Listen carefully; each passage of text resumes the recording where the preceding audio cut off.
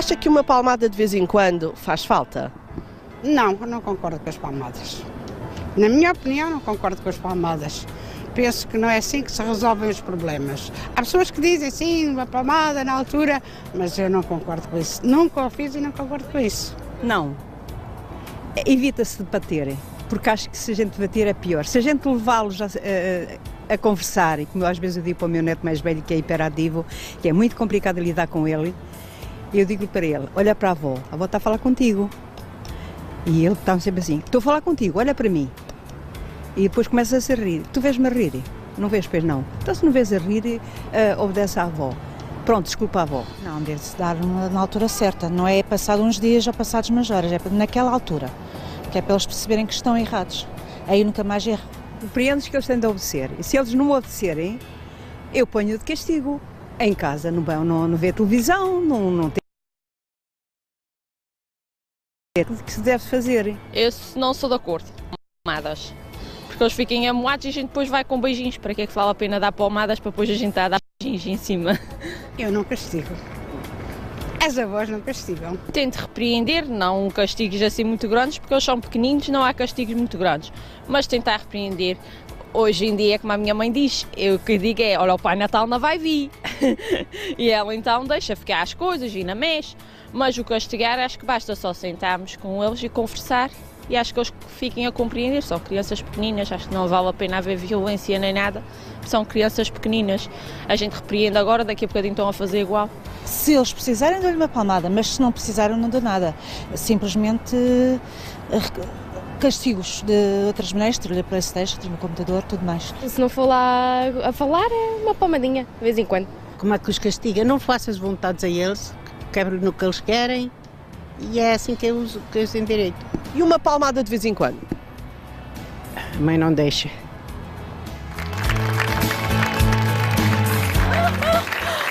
Ora, já aqui estamos com a psicóloga clínica Teresa Paula Marques, ela que nos vai dizer se o castigo pode ser integrado no processo educativo ou não. Um aplauso para a Teresa. Olá. Doutora Teresa, esta é daquelas questões que divide opiniões, não é? É sempre tema de mesa, quando os adultos juntam, não é bater, é dar uma palmada, educar. E depois agora as crianças já vêm formatadas, não podes fazer isso, não podes bater. Exatamente, também há essa questão, essa pressão agora. Essa pressão social daquilo que não se deve fazer. Sim, sim. Afinal, onde é que está o equilíbrio que é necessário para educar uma criança? João Paulo, de facto, o castigo físico nunca deve ser opção. Porquê? Até porque os estudos vêm mostrando, na prática, que não é eficaz. Ou seja, naquela altura, obviamente, resolve-se o problema, mas a criança não interioriza a regra, começa a obedecer por medo e não por respeito. Até aos 9 anos, não há interiorização das regras conforme nós adultos as vamos interiorizando, digamos assim. Tem que haver, de facto, consequências para os atos incorretos, porque nós vivemos numa sociedade de regras, não é? Se as pessoas infringem as regras, até nós adultos, se infringirmos, por exemplo, uma regra de trânsito, temos uma punição, e a punição é uma multa, não é? Portanto, quando somos pequeninos, também devemos ter uma punição, entre aspas, mas não uma punição física, até porque vamos transmitir às crianças de que as coisas se resolvem através da violência, e eles depois vão reproduzir isso, por exemplo, na escola, com os colegas. Portanto, a violência nunca é opção. Teresa, mas eu acho que todos os pais, enfim, os pais sensatos, têm essa regra interiorizada, mas já quase todos deram uma palmada, porque há aquele momento entre a asneira e a consequência. Há um fio de cegueira dos muito pais pequeno, não é?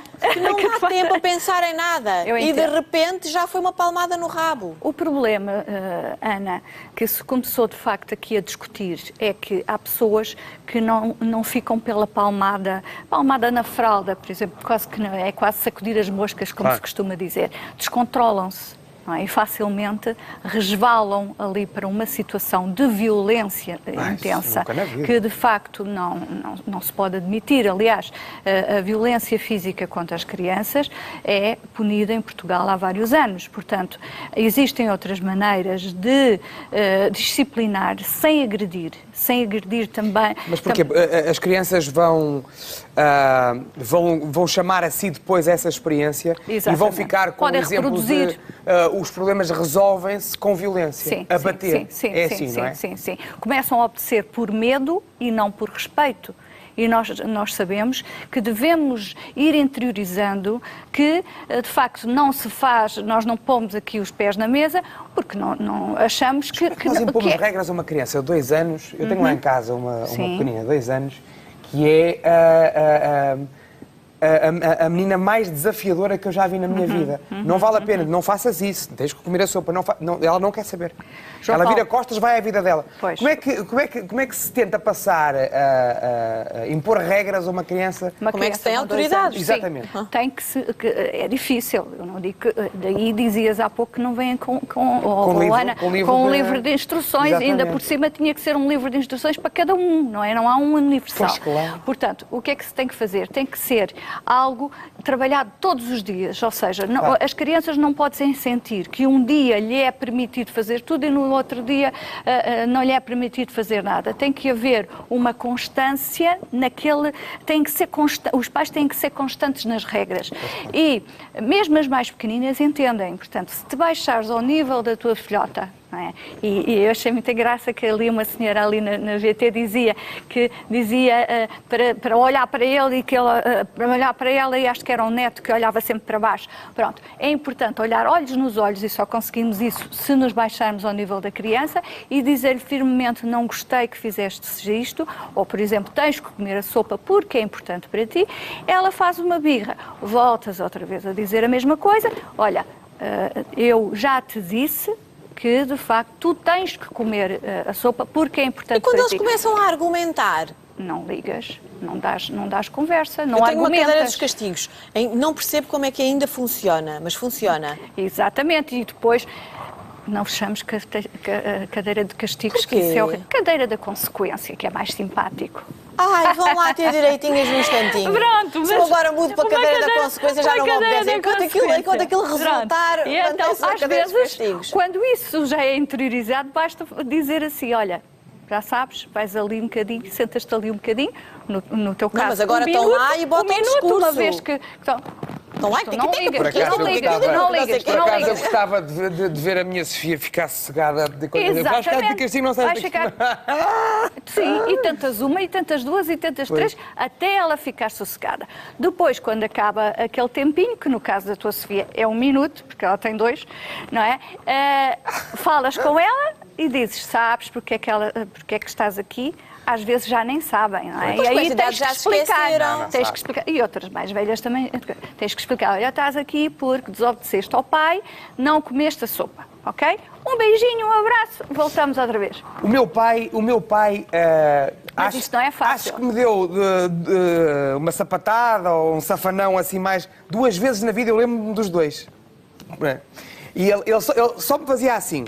Exatamente, é isso. Assim. É isso. Eu adorava ter o poder de olhar. Olha que isto vai correr mal. Fazia-me assim, aos olhos. Ui! João Paulo, mas quando se atinge esse nível, então estamos no caminho certo. É que não, é o não verbal. Eu bem tento com as minhas filhas. Só para terminar. Mas temos que terminar isto. Hoje temos aqui um programa um bocadinho mais condensado, mas só para terminar. Em vários momentos da idade deles, da educação, é sempre possível um pai e uma mãe reganharem a autoridade? Sem dúvida. Mas o ideal é que consigam essa autoridade até à adolescência, porque aí tudo se complica. Não é? E não vamos querer que um adolescente obedeça aos pais nessa idade quando não obedeceu até aí, quando não teve regras até aí. Ou outra questão qualquer, por exemplo, retirar privilégios, como a outra senhora dizia, que tirava as Playstations, etc. Aqui fazer um parênteses de algo muito importante. Não retirar, por exemplo, a ida ao desporto, as artes, essas coisas. Isso faz parte da educação e tal como não deixamos a criança sem comer, por exemplo, também não lhes vamos deixar essas coisas. Arranjem outras estratégias. Aqueles privilégios, da esfera lúdica da vida deles, não é? Exatamente. Não propriamente, por exemplo, agora não vais ao futebol. Não, o futebol é importante, é uma atividade física que Mas se calhar hoje ficas sem PlayStation. Pois. Pronto. E também não prolongar agora até ao Natal. Natal agora é um mau exemplo porque é pouquinho tempo. Mas, mas o Pai Natal é um bode expiatório extraordinário para esta altura. Teresa, muito obrigada. Um aplauso para a doutora Teresa Paula Marques. Hoje